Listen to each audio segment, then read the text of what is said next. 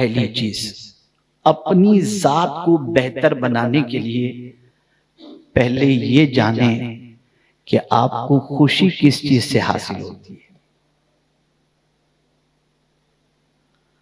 آپ کس چیز سے خوش ہوتے ہیں۔ جب آپ اس کے بارے میں اپنی زندگی کے اندر غور کرنے لگیں گے کہ آپ کی خوشی، اس لیے کہ دنیا میں انسان خوش رہنا چاہتا ہے، کوئی غمگین رہنا نہیں چاہتا، ہیپی رہنا چاہتا ہے۔ تو اگر آپ کو خوش رہنا ہے تو آپ تلاش کیجئے کہ آپ کی خوشی کس چیز کے اندر ہے۔ جب آپ اپنی خوشی کی تلاش میں نکلیں گے اور خوشی کے بارے میں جاننے کے لیے نکلیں گے تو ہو سکتا ہے کہ کسی کی خوشی اس چیز میں ہو کہ اسے BMW مل جائے تو وہ خوش ہو جائے، کوئی مٹیریلسٹ کوئی ایسی چیز مل جائے وہ خوش ہو جائے۔ یعنی آج اگر آپ انسان کی زندگی کا جائزہ لیں اور اس کی خوشی کو تلاش کریں تو بہت ساروں کی خوشی دنیا کی چیزوں سے جڑی ہوئی ہے۔ وہ مل جائے تو وہ خوش ہوتے ہیں، نہ ملے تو اپسیٹ ہو جاتے ہیں۔ لیکن ہر ایک کی خوشی کا یہ معیار نہیں ہے، سب کی خوشی کے الگ الگ معیارات ہیں، الگ الگ سوچ ہے۔ اس لیے کہ ایک بات یاد رکھیں، اللہ نے ہر ایک کو سملر پیدا نہیں کیا۔ ایک گھر میں اگر دو بھائی ہیں تو دو بھائی بھی ایکول نہیں، ان کی مینٹیلیٹی بھی ایکول نہیں، ان کی عادتیں بھی ایکول نہیں۔ اگر یہی چیز ہوتی تو ایئرپورٹ پر فنگر پرنٹ والا مسئلہ نہ ہوتا۔ یہ فنگر پرنٹ کا دستور بتا رہا ہے کہ ایک گھر میں 4 بچے بھی اگر پیدا ہوئے تو ایسا نہیں کہ فیملی کے ایک ممبر نے فنگر پرنٹ وہاں پر کر دیا تو سب کے لیے الاؤ نہیں۔ اللہ یہ بتا رہا ہے میرے بندو مجھے جانو، میں روز کروڑوں پیدا کرتا ہوں لیکن سب کے فنگر کو جدا پیدا کرتا ہوں، اور یہ میرے علاوہ کوئی نہیں کر سکتا، یہ میرے علاوہ کوئی نہیں کر سکتا۔ اللہ خالق کل شیء هو الذی یصورکم فی الارحام، وہی ہے۔ آپ سے میں اگر پوچھوں کہ پانی کے اندر آپ کوئی پکچر بنا کر کے بتائیں تو آپ میں کا کوئی شخص نہیں بنا سکتا، لیکن وہ میرا پروردگار ہے کہ ماں کے پیٹ کے اندر پانی کے اندر انسان کی شکل کو بناتا ہے۔ هو الذی یصورکم فی الارحام، یہ قرآن شریف کی آیت ہے، یہ میرے رب کی ذات ہے، ہم اس رب کے ماننے والے ہیں۔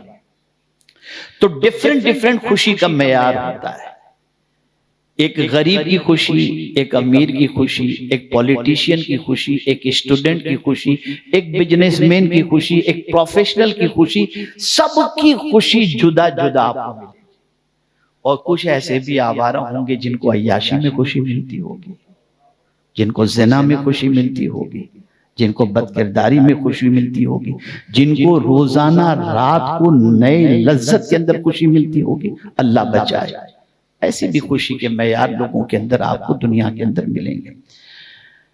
اسی طریقے سے کچھ ایسے خوش نصیب ہیں جن کو عبادت میں خوشی ملتی ہے، کچھ ایسے خوش نصیب بھی ہیں جن کو دوسروں کی خدمت کرنے میں خوشی ملتی ہے، اور کچھ ایسے بھی آپ کو ملیں گے کہ میرے پیارے آقا صلی اللہ تعالی علیہ وسلم کے پیارے دیوانوں، جن کو جمع کرنے میں خوشی ہوتی ہے، روز کا کاؤنٹ کرتے رہتے کتنا بڑھا، تھوڑا سا بڑھ گیا تو خوشی ہو گئی۔ تو یہ خوشی کے معیارات ہیں انسان کے، ہر ایک کی خوشی کے اعتبار سے وہ انسان اپنی لائف کو جانچ سکتا ہے کہ اس کو خوشی جس چیز سے حاصل ہوتی ہے یہ اس کی سب سے بڑی پہچان ہے۔ اگر دنیا کی چیزوں سے اسے خوشی حاصل ہوتی ہے تو اس کے دل میں دنیا کی بے پناہ محبت ہے۔ اگر غریبوں کی خدمت سے اسے خوشی حاصل ہوتی ہے تو اللہ تعالیٰ نے اس کے دل میں نرمی پیدا فرما دی ہے۔ اگر عبادت کر کے کسی کو خوشی حاصل ہوتی ہے تو اللہ نے اسے ذوق بندگی عطا کر کے اپنی عبادت کی توفیق عطا فرمائی ہے۔ تو اس طریقے سے اگر ہم دیکھیں تو ہر ایک کی خوشی کے معیارات جدا جدا ہیں۔ آدمی کو اپنے بارے میں جاننے کے لیے پہلی چیز یہ ہے کہ وہ اپنے بارے میں یہ جانے کہ اسے خوشی کس چیز سے حاصل ہوتی ہے۔ اب تھوڑا سا اور قریب کر کے سمجھاؤں تو بات سمجھ میں آئے گی. آپ ٹھنڈے دماغ سے رات کو سوئیں اور سوچیں آپ کو بہت زیادہ خوشی کب حاصل ہوئی تھی؟ کون سی چیز نے آپ کو بہت خوش کر دیا تھا؟ تو جب آپ اس کو غور کریں گے اور غور کرنے کے بعد آپ کی زندگی سے ایسا کوئی کام ہو گیا تھا جسے یاد کر کے بھی آپ کو خوشی ہو رہی ہے، اسی سے آپ کی پرسنالٹی کے بارے میں آپ جان سکتے ہیں کہ آپ کا مائنڈ کیسا ہے، آپ کا دل کیسا ہے، اور آپ کس قسم کے انسان ہیں. آپ کی شناخت آپ کے بارے میں آپ کی خوشی کے حساب سے آپ کو سمجھ میں آئے گا. میرے پیارے آقا صلی اللہ تعالی علیہ وسلم کے پیارے دیوانوں، اب آپ بھی اپنے آپ کو مومن کہتے ہیں، میں بھی اپنے آپ کو مومن کہتا ہوں. اللہ کرے کہ ہمارا سب کا خاتمہ ایمان پر ہو. لیکن سرکار صلی اللہ علیہ وسلم نے خوشی کے سلسلے میں اور ایمان کے سلسلے میں ایک بڑا پاورفل میسج عطا فرمایا. اگر ہماری یہ کیفیت ہے تو ہمیں کسی مفتی صاحب سے مومن ہونے کی سند لینے کی ضرورت نہیں. اللہ کے رسول صلی اللہ علیہ وسلم نے خود سند عطا فرما دی. آقا کریم صلی اللہ علیہ وسلم ارشاد فرماتے ہیں اذا سرتک حسنتک وساءتک سیئتک فانت مؤمن. اگر تیری نیکی تجھے خوش کر دے اور تیرا گناہ تجھے بے چین کر دے بس تو مومن ہے. یعنی آدمی کی پوزیشن کو اگر سمجھنا ہے تو یوں سمجھے کہ جب اس سے زندگی میں نیکی ہو جائے اور یہ نیکی اسے اپسیٹ نہ کرے، نیکی اسے خوش کر دے، اور جب اللہ نہ کرے لائف کے اندر کبھی کوئی گناہ ہو جائے، اس کی وجہ سے اس کی رات کی نیند اڑ جائے، کھانا اچھا نہ لگے، طبیعت بے چین ہو جائے، تو اللہ عز و جل نے اسے کامل مومن کی سند عطا فرما دی ہے. اب اس زاویے سے ہم اگر اپنی سوسائٹی کا جائزہ لیں، ہو سکتا ہے پہلی والی چیز پر تو کچھ ہم کو نظر آ جائیں گے، سیکنڈ والی چیز پر نہیں. پہلی والی چیز سے مراد کچھ لوگ ایسے ضرور ملیں گے کہ نیکی کر کے تھوڑے سے خوش ہو جائیں گے، لیکن ایک بڑا طبقہ ہم مسلمانوں میں ایسا ہے جو گناہ کر کے اپسیٹ نہیں ہوتے. مجھے شاید ہی سوسائٹی میں کوئی ایسا انسان ملا ہو میرے اتنے لمبے ڈیوریشن کے اندر کہ 40 سال سے اللہ تعالیٰ مجھ سے دین کا کام لے رہا ہے، اس میں مجھے 40 بندے بھی ایسے نہیں ملے جو میرے پاس اس غرض سے آئے ہوں کہ حضرت کوئی ایسا عمل ہو تو بتائیں کہ اللہ ہم کو گناہوں سے بچا جائے. نہیں آیا. آج گناہ کر کے انسان مسکرا رہا ہے، آج گناہ کر کے انسان کہے لگا رہا ہے، آج گناہ کر کے انسان بہت اپنے آپ کو پراؤڈ فیل کر رہا ہے.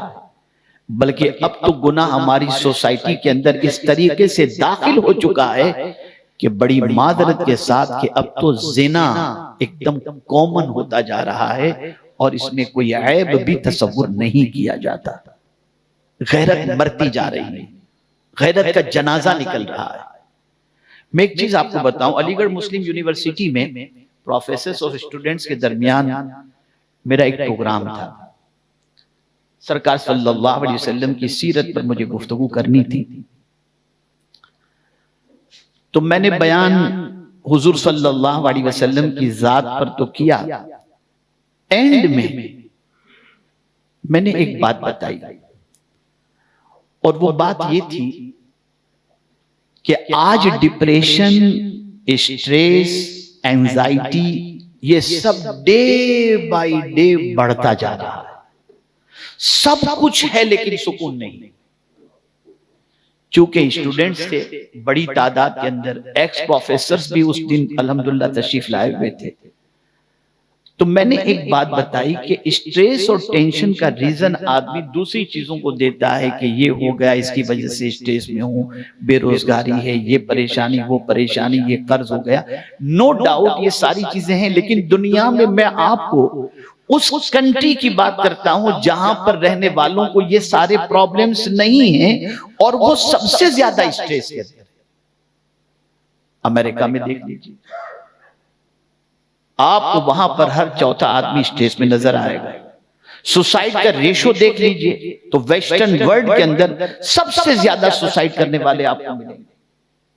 ایشیا میں تو اس کی پریشانی ہے، لیکن پھر بھی اسٹریس کا ریشو، ڈپریشن کا ریشو اتنا نہیں ہے، اور سوسائڈ کا تو ہے ہی نہیں.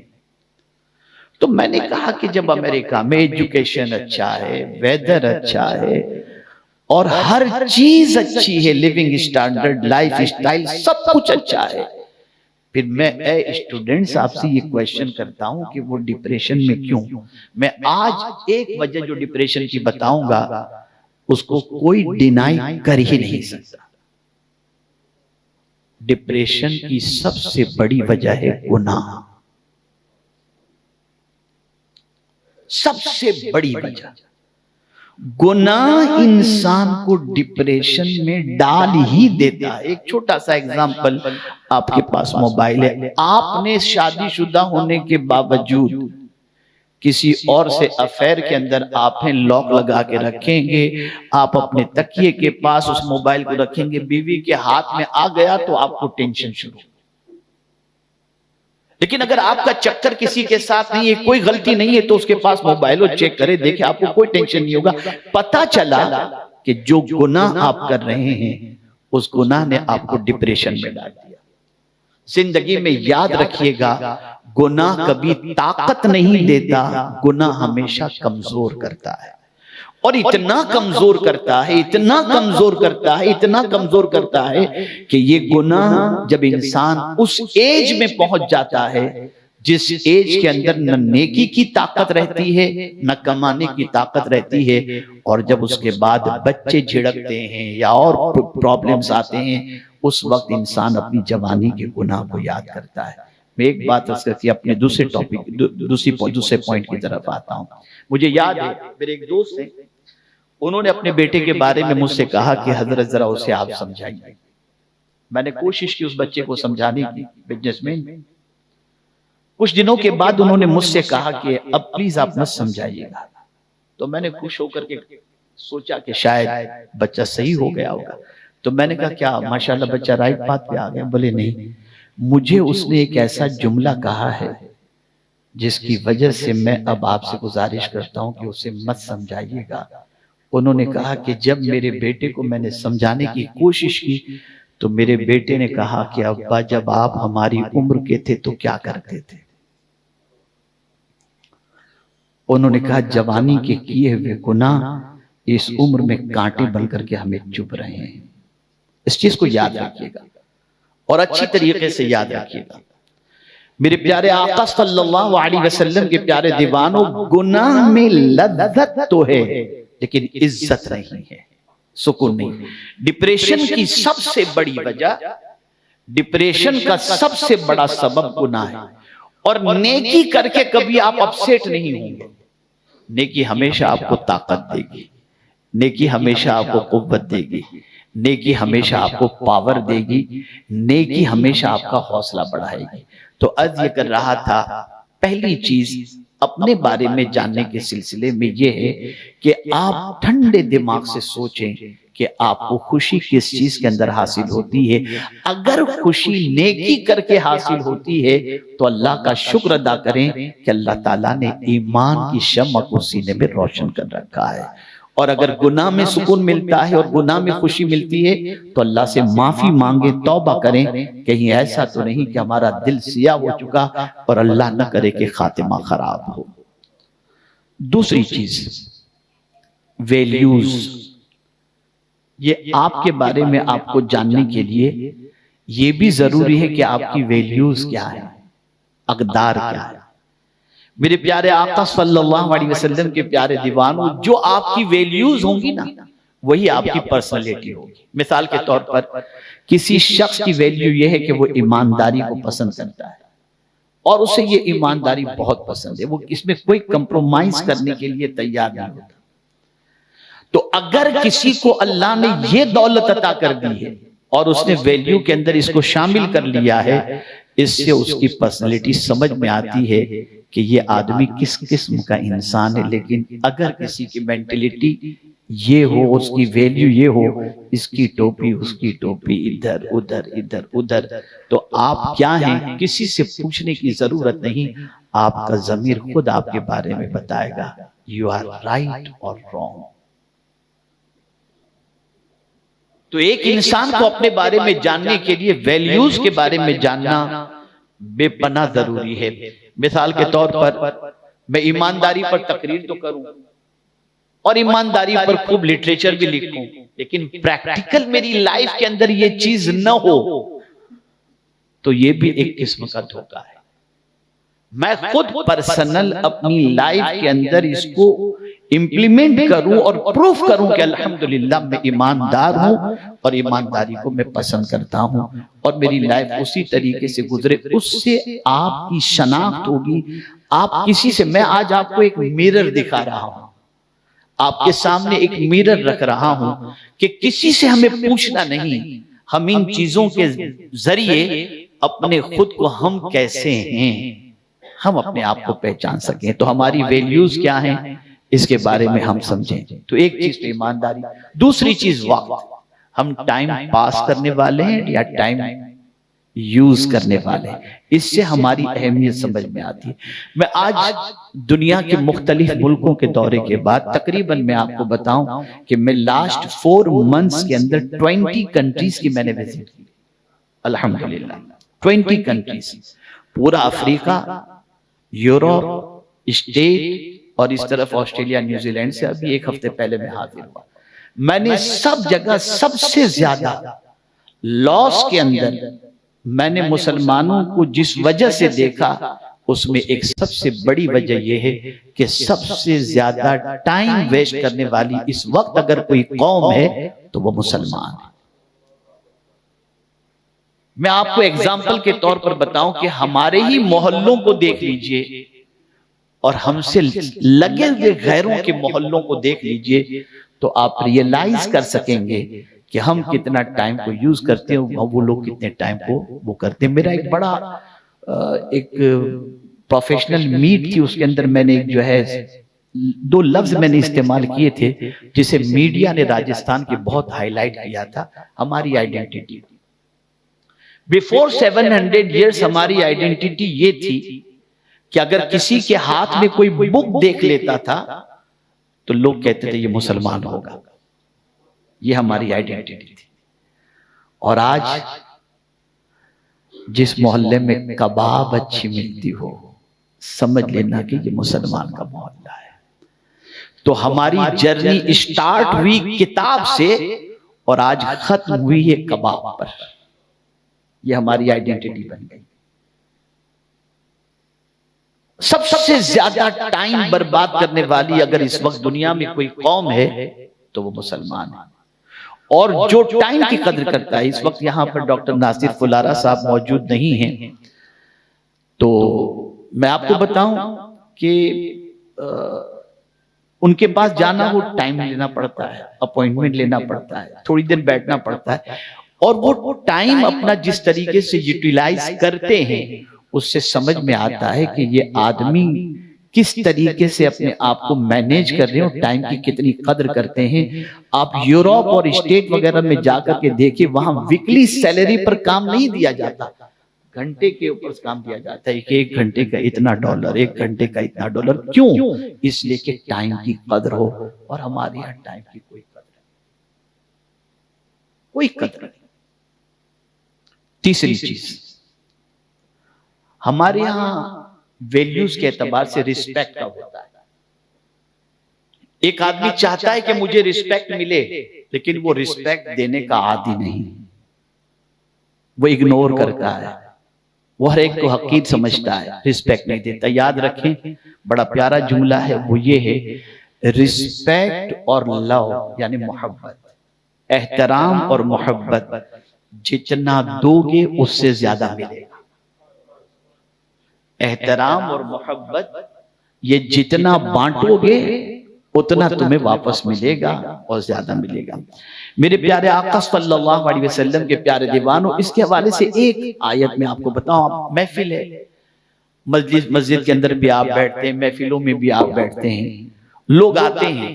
اب آنے والے کو آپ نے دیکھا کہ تھوڑا سا جگہ ہے میں سیٹ کروں، کبھی آدمی سوچتا آئے گا بیٹھ جائے گا، تھوڑا سا آدمی ہلتا نہیں ہے، جگہ نہیں دیتا اور سمجھتا ہے یار میں تھوڑا سا وہ کروں گا تو یہ اپنے آپ کو بہت بڑا سمجھے گا۔ ایک مینٹیلیٹی ہوتی ہے۔ قرآن کہتا ہے نہیں، فَافْسَحُوا يَفْسَحِ اللَّهُ لَكُمْ، اللہ فرماتا ہے تم اس کے لیے کشادگی پیدا کرو، اللہ تمہارے لیے کشادگی پیدا کرو، یعنی تم اس سے رسپیکٹ دو، جگہ دو، اللہ تمہیں جگہ عطا فرمائے گا۔ یہ قرآن کی آیت ہے، یہ قرآن مقدس کی آیت ہے۔ تو آپ کی پوزیشن کیا ہے؟ رسپیکٹ دینے کی ہے، احترام کرنے کی ہے، پیار دینے کی ہے۔ آقا کریم صلی اللہ علیہ وسلم نے اسی لیے فرمایا مسکراتے ہوئے ملو۔ جیسے ہی آپ مسکرا کر کسی سے ملیں گے سامنے والا فوراً یہ تصور کرے گا یہ گھمنڈی نہیں ہے، اور جہاں منہ ٹیڑھا کر کے یا چڑھا ہوا منہ کر کے آپ مل لیجئے، آدمی دوسری بار ملنے کی تمنا بھی نہیں رکھے گا، یار بڑا گھمنڈی ہے، دیکھو تو اسے ملتا ہے تو ایسے جیسے کوئی بادشاہ مل رہا ہے۔ حضور یہ چاہتے ہیں اور اسلام یہ چاہتا ہے کہ تمہاری آپس میں یونیٹی ہو اور ایک دوسرے کے لیے دل کے اندر محبت ہو۔ تو عرض یہ کر رہا تھا کہ آپ کی ویلیوز کیا ہیں، اس سے آپ اپنے بارے میں سمجھ سکتے ہیں کہ آپ کیا ہیں۔ آپ کی پرسنالٹی کے حوالے سے ایک سب سے اہم جو چیز ہے، how to manage your stress, آپ اپنے اسٹریس کو کیسے مینیج کرتے ہیں۔ اگر کوئی یہ سمجھے کہ دنیا میں مجھے تکلیف آ ہی نہیں سکتی تو آپ یہ سمجھ لیجئے کہ ایسا ہو ہی نہیں سکتا، اس لیے کہ اللہ عز و جل نے ہماری تخلیق جو فرمائی، ہمیں جو پیدا فرمایا، وہ اسٹارٹنگ ہی تکلیف سے ہے۔ لَقَدْ خَلَقْنَا الْإِنسَانَ فِي كَبَدٍ، اللہ نے فرمایا ہم نے انسان کو مشقت میں رہتے ہوئے پیدا کیا۔ کتنی مشقت کہ ماں جب تک کہ درد نہ اٹھائے اس وقت تک آپ زمین پر آ بھی نہیں سکتے، ابتدائی درد سے، تکلیف سے، اور آتے ہی تکلیف۔ میں اکثر کہا کرتا ہوں انسان کتنا محتاج ہے، پیدا ہوا تو خود سے غسل نہیں کر پایا اور مر گیا تب بھی خود سے غسل نہیں کر پایا، پیدا ہوتا ہے تب بھی اسے کوئی نہلاتا ہے اور مر جاتا ہے تب بھی اسے کوئی نہلاتا ہے۔ ایسا انسان جو پیدائش میں بھی محتاج اور مرنے کے بعد بھی محتاج، وہ اس زمین پر کیوں گھمنڈ کر کے چل رہا ہے؟ سوچئے آپ۔ تو اس لائف کے اندر اگر انسان یہ سوچے کہ سٹریس نہیں آئے گا، تکلیف نہیں آئے گی، امپاسبل، یہ تکلیف ہی کی جگہ ہے۔ آقا کریم صلی اللہ علیہ وسلم نے فرمایا الدنیا سجن المؤمن، دنیا مومن کے لیے قید خانہ ہے۔ ہم جو راحت تلاش کر رہے ہیں اس دنیا کے اندر، اس راحت کے ساتھ کہیں نہ کہیں تکلیف تو ضرور ہوگی جس کو آپ اپنی زندگی میں فیس کرتے ہوں گے، جس کا آپ کو مقابلہ کرنا ہوتا ہے۔ ایک انسان کیا ہے، اس کو اپنے آپ کو پرکھنے کے لیے، اپنے آپ کو سمجھنے کے لیے ایک سب سے اہم چیز جو ہوتی ہے how to response your stress, آپ اسٹریس کو کیسے ریسپونس کرتے ہیں، اس کو کیسے ہینڈل کرتے ہیں، یہ ایک سب سے اہم مسئلہ ہے۔ میرے پیارے آقا صلی اللہ تعالی علیہ وسلم کے پیارے دیوانوں، مینجمنٹ جو آپ کے اسٹریس کے سلسلے میں ہوگا یہی آپ کی پرسنالٹی کو اجاگر کرتا ہے۔ آج دنیا کے اندر جتنی بھی قومیں اسٹریس کے اندر ہیں ان کے پاس مینجمنٹ آف اسٹریس نہیں ہے، اسٹریس کو کیسے مینیج کرنا چاہیے ان کے پاس نہیں۔ اور اگر یہ بات بتاؤں گا تو آپ کی عقل دنگ رہ جائے گی، سب سے زیادہ اس دنیا کے اندر اگر کوئی ستایا گیا ہے تو حضور صلی اللہ علیہ وسلم، جن سے سچا کوئی دنیا میں پیدا ہوا ہی نہیں اور نہ قیامت تک ہوگا۔ لیکن حضور صلی اللہ تعالی علیہ وسلم سے زیادہ اس دنیا میں کوئی نہیں ستایا گیا۔ ایک بہت بڑے ریسرچ اسکالر نے حضور صلی اللہ علیہ وسلم کی لائف کے بارے میں ریسرچ کرنے کے بعد لکھا، وہ یہ تلاش کر رہے تھے کہ سرکار صلی اللہ علیہ وسلم کی 63 ایئرز کی لائف کے اندر حضور صلی اللہ علیہ وسلم نے کتنے سال آرام سے گزارے۔ تو انہوں نے ریسرچ کرنے کے بعد بتایا کہ میری ریسرچ یہ کہتی ہے کہ صرف 2 سال حضور نے کچھ آرام سے گزارا ہوگا، ورنہ 61 ایئرز حضور صلی اللہ علیہ وسلم نے ٹینشن ہی میں گزارے ہیں۔ کیسے مینیج کیا، کس طریقے سے ہینڈل کیا، پڑھیے اسے، اس کا مطالعہ کیجیے۔ آپ کو مینیج کرنے کی ایک ایبیلٹی پیدا ہوگی، صلاحیت پیدا ہوگی۔ اور میرا یہ جملہ یاد رکھیے گا، کوئی دکھ آپ کو توڑنے کے لیے نہیں آتا، رب سے جوڑنے کے لیے آتا ہے۔ اس کو یاد رکھیے، اس لیے کہ آدمی راحت میں خدا سے جدا ہو جاتا ہے، دکھ میں خدا سے جڑ جاتا ہے۔ اس کو میں ایک ایگزامپل کے ذریعے سمجھاؤں۔ میری ایک سوچ ہے اپنے اعتبار سے، پوزیٹیو میں کوئی بھی چیز سوچتا رہتا ہوں نیگیٹیو کی بجائے۔ تو میں نے کورونا کے بارے میں پوزیٹیو تھوڑا سا سوچنے کی کوشش کی، تو بڑی اچھی چیز میرے سامنے آئی۔ کورونا سے پہلے لوگ مسجد سے قریب تھے، خدا سے دور تھے۔ جملے پہ توجہ چاہوں گا اچھی طریقے سے۔ کورونا سے پہلے لوگ مسجد سے قریب تھے، خدا سے دور تھے۔ ایون یہاں تک کہ کعبہ شریف کے سامنے بھی ہنسی مذاق لوگ کرتے تھے۔ اور مسجد میں تو آپ جانتے ہیں، اور خاص نکاح اگر مسجد میں ہو تو پھر تو مجھے کچھ کہنا ہی نہیں ہے۔ اور مسجد میں جا کر بھی بس جلدی جلدی جلدی جلدی بس نماز ایک فارمیلٹی پوری کی۔ لیکن کورونا آیا تو کیا ہوا؟ مسجد کے دروازے بند۔ اب بندہ گھر میں نماز پڑھ رہا ہے، رو رہا ہے، یا اللہ جلدی سے مسجد کے دروازے کھول دے۔ یہ رونا کبھی اسے مسجد میں نہیں آیا، کورونا سے پہلے نہیں آیا، اللہ کے گھر میں نہیں آیا، لیکن مسجد کے دروازے جب بند ہو گئے تو یہ رونا اب اسے آ گیا۔ تو کورونا کا ایک پوزیٹیو فیکٹر یہ بھی ہے کہ کورونا سے پہلے لوگ مسجد سے دور تھے، خدا سے، مسجد سے قریب تھے، خدا سے دور تھے۔ اور کورونا کے بعد لوگ مسجد سے دور ہو گئے لیکن خدا سے قریب ہو گئے، پوری پوری رات رو رو کے گزارتے تھے۔ یہ سچویشن تھی۔ خیر، تو میرے پیارے آقا صلی اللہ تعالی علیہ وسلم کے پیارے دیوانوں، اسٹریس کو مینیج کرنا یہ بہت بڑی ایبیلٹی ہے۔ آپ رسول اعظم صلی اللہ علیہ وسلم کی حیات طیبہ کا مطالعہ کریں تو آپ کو پتا چلے گا کتنا اسٹریس، سوشل بائیکاٹ، راستے میں کانٹے، ایک پرفیکٹ، پاورفل، سچا، اس سے سچا انسان اللہ نے دنیا میں کسی کو پیدا نہیں کیا۔ اس سچے انسان کو دنیا جھوٹا کہہ رہی ہے، اس پر بلیم لگا رہی ہے۔ اب یہاں ایک آیت میں آپ کو سمجھا دوں جس سے آپ خاص طور پر ایک اسٹریس کے پیریڈ کے اندر جب آپ سچے ہوں اور دنیا آپ کے خلاف بولتی ہو تو آپ کے لیے کون سی چیز اسٹریس کو ڈاؤن کرنے کے لیے اور اسٹریس مینیج کرنے کے لیے بہتر ہوگی۔ تو آقا کریم صلی اللہ تعالی علیہ وسلم کو جب لوگ سچے ہونے کے باوجود معاذ اللہ کوئی مجنون کہتا، کوئی جادوگر کہتا، کوئی کیا کیا معاذ اللہ، یہ ساری آیتیں قرآن شریف کے اندر موجود ہیں، یہ سب کچھ کہا جاتا، تو ظاہر سی بات ہے کہ حضور صلی اللہ علیہ وسلم انسان تو تھے، ہم جیسے نہیں لیکن انسان تو تھے، وہ افضل البشر تھے۔ ہماری آنکھیں اور ان کی آنکھوں میں بڑا فرق، ہماری آنکھیں سامنے کی چیز نہیں دیکھ سکتی۔ اور بخاری شریف کی حدیث ہے کہ حضور صلی اللہ علیہ وسلم صحابہ سے فرماتے، میں تمہارے رکوع بھی دیکھ رہا ہوں اور تمہارا خشوع بھی دیکھ رہا ہوں۔ حضور مصلی پر ہو کر کے پیچھے نماز پڑھنے والوں کی دل کی کیفیت کو بھی حضور دیکھ لیا کرتے تھے۔ یہ بخاری شریف کی حدیث ہے۔ تو ہم اکول آنکھ کے اعتبار سے حضور کی آنکھ اور اپنی آنکھ کو سیملر نہیں کہہ سکتے، لیکن سرکار صلی اللہ علیہ وسلم بشر تھے، افضل البشر، سید البشر۔ تو پرابلم آتا تھا تو دل کو تکلیف تو ہوتی تھی۔ ایک سچے انسان کو کوئی کچھ کہے، ٹربل تو ہونا ہے، دل زخمی ہونا ہے۔ اور یہ بات یاد رکھیں، تلوار کے زخم سے زیادہ زخم تیز زبان کا ہوا کرتا ہے، بہت خطرناک.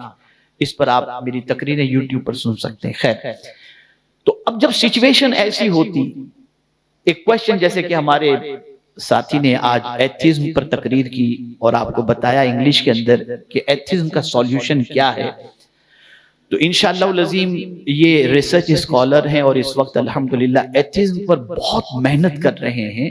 اور میں خاص گزارش کروں گا کہ وہ بچے جو اسکول، کالج اور یونیورسٹی میں پڑھتے ہیں، ان کے اس سے ریلیٹڈ جتنے بھی کویسچنز ہوں انگلش کے اندر، میں یہ نہیں کہتا اردو کے اندر، انگلش کے اندر وہ اگر سمجھنا چاہتے ہیں، اس کا جواب چاہتے ہیں، تو شیخ شعیب نجمی سے رابطہ قائم کر لیں. ہمارے اسٹوڈنٹ ہیں ماشاءاللہ، ہمارے یہاں کے پڑھے ہوئے ہیں اور بہت باصلاحیت ہے ماشاءاللہ. کمپیریٹیو ریلیجین پر اسٹڈی کر رہے ہیں اور اورینٹلسٹ کے آبجیکشنز اور ان کے اسلام پر جتنے بھی آبجیکشنز ہیں اس کے جوابات پر وہ تیاری کر رہے ہیں الحمدللہ. تو عرض یہ کر رہا تھا، حضور صلی اللہ علیہ وسلم ایک سچے انسان، دنیا انہیں برا بھلا کہہ رہی ہے، کتنی تکلیف ہوتی ہوگی آپ ذرا سوچو. اب ایتھیزم کو میں نے بیچ میں اس لیے لایا کہ لوگ کہتے ہیں کہ جب حضور سچے اور حضور سے یہ کہا جاتا تھا تو پھر اللہ ان پر پتھر کیوں نازل نہیں کیا، انہیں غرق کیوں نہیں کیا، انہیں برباد کیوں نہیں کیا. یہ سارے اعتراضات ہوتے ہیں. ان اعتراضات کے جوابات آپ کو انشاءاللہ قرآن و حدیث کی روشنی میں یہ دے دیں گے. لیکن میں آپ کو سولوشن دے رہا ہوں کہ آپ سچے ہوں اور اگر آپ پر کوئی تانا کشی کرے، آپ پر کوئی بلیم لگائے، آپ کی آبرو سے کوئی کھیلنے لگے، بد دعا مت دینا، ٹینشن میں مت آنا، سوسائڈ کی طرف مت جانا. اور تھوڑا سا آگے بڑھ کر عرض کروں، جادوگروں کے پاس جا کر ان کے خلاف جادو مت کروانا، یہ سب چیزیں مت کرنا. کرنا کیا ہے تو ہمیں سیرت میں دیکھنا. جب سرکار صلی اللہ علیہ وسلم کو جب لوگ اس طریقے سے کہتے تو اللہ نے حضور صلی اللہ علیہ وسلم سے فرمایا وَاصْبِرْ عَلَى مَا يَقُولُونَ، اور ایک مقام پر فرمایا وَلَقَدْ نَعْلَمُ أَنَّكَ يَضِيقُ صَدْرُكَ بِمَا يَقُولُونَ فَسَبِّحْ بِحَمْدِ رَبِّكَ وَكُن مِّنَ السَّاجِدِينَ. میرے محبوب ہم ضرور جانتے ہیں یہ جو آپ کے خلاف بولتے ہیں، جس سے آپ کے دل کو تکلیف پہنچتی ہے، میرے محبوب ہم جانتے ہیں، ہم جانتے ہیں.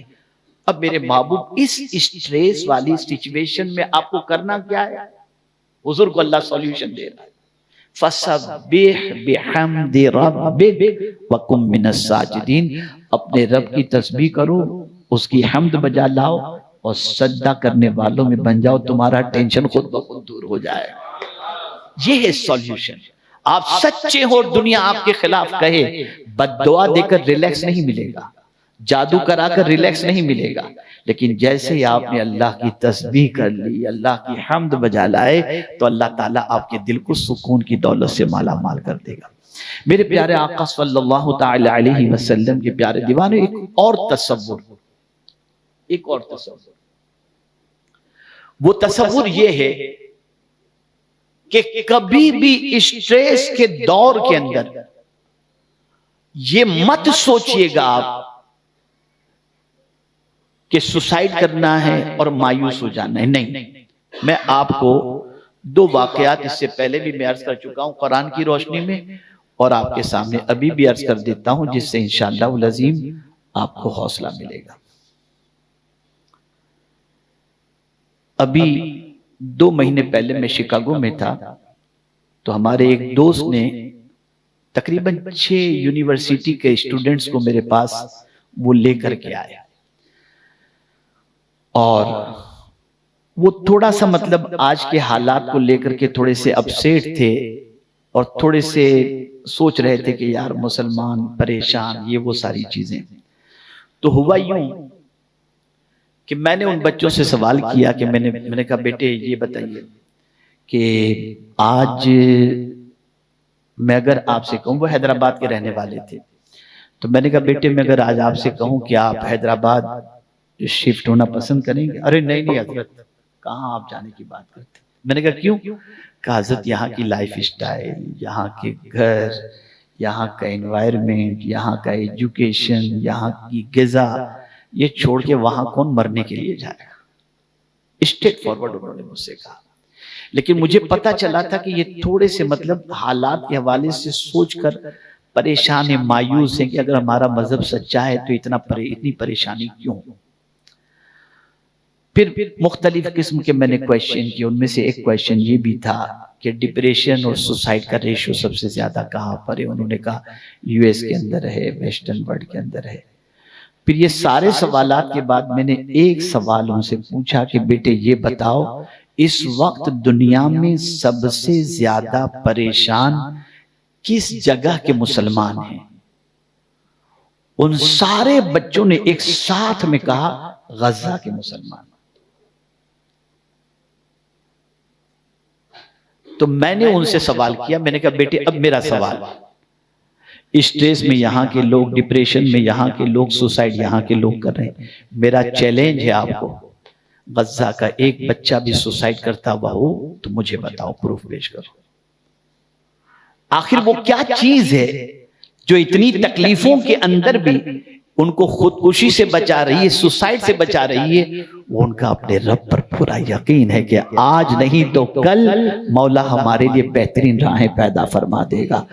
بس یہ سننے کے بعد ان کی آنکھوں میں آنسو آ گئے، اور اس کے بعد میرا رات کو پروگرام وہاں سے 1 گھنٹے کے کم و بیش ڈسٹینس پہ تھا، وہ وہاں سے 10-15 اور لڑکوں کو لے کر اس پروگرام کے اندر وہ شریک ہوئے۔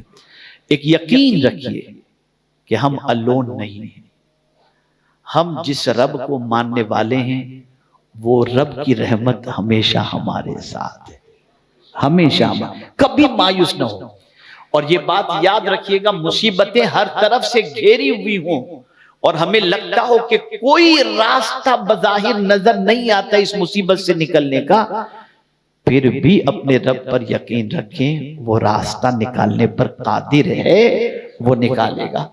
بس ایک بات عرض کر دوں، حضرت موسیٰ علیہ السلام کو پکڑنے کے لیے اور ان کے ماننے والوں کو پکڑنے کے لیے فرعون نے لشکر بھیجا۔ تو موسیٰ علیہ السلام اپنے ماننے والوں کو لے کر کے چلے گئے۔ جب پہنچے اتنے دور نکل گئے کہ سامنے دریا، اب دریا کے پاس پہنچے تو پیچھے فوج آ گئی۔ اب ان کے ماننے والے حضرت موسیٰ علیہ السلام سے کہتے اِنَّا لَمُدْرَكُونَ، بے شک ہم پکڑے گئے۔ پیچھے فوج، آگے دریا، کوئی بچنے کے امکان نہیں، دریا میں گئے تو بھی مریں گے اور فوج یوں ہی مار ڈالے گی۔ لیکن حضرت موسیٰ علیہ السلام کہتے ہیں کلا، ہرگز نہیں۔ کانفیڈنس دیکھیے، ہرگز نہیں، سامنے دریا ہے، پیچھے فوج ہے، کوئی دوسرا راستہ نہیں، بچنے کے کوئی امکانات نہیں۔